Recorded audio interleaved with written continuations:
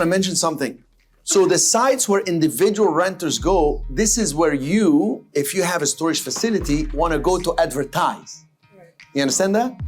Believe it or not, most of the business for self-storage will come from where? Can anybody take a guess? Driveways. Signage. Who said signage? Good job, Scott. From signage. 60% of the business comes from signage. So does this tell you something about the location? So when you see two properties for sale that are storage facilities, one you can see from the freeway, and the other one is like you get off the freeway, you go left, and the one over there is same size, but it's half the price. And you think it's a great deal. Guess which one is better? The one with the freeway signage.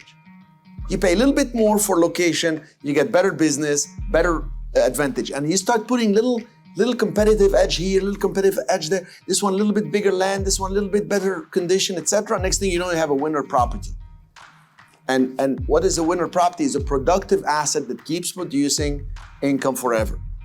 Yes, an apartment building will keep producing income forever, but let me flip quite a few until I get to that end nice, beautiful apartment building that's not a class C that I gotta take to a class B, to a class A.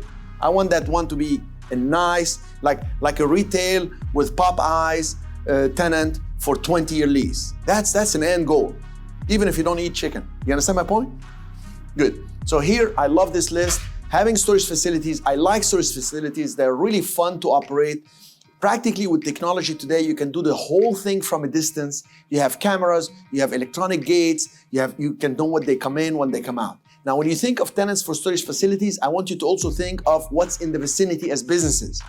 When I worked in hotel business, every hotel, and I guarantee you this one does, have some storage facilities where they put the old furniture, they have to store some TVs. So you talk to the local community and find out what's needed.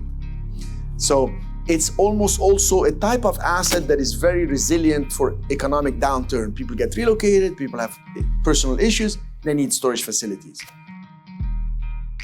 Sorry, you can even, when we talk about taking it to highest and best use, there are some crazy creative ideas with this that we'll explore. Good job.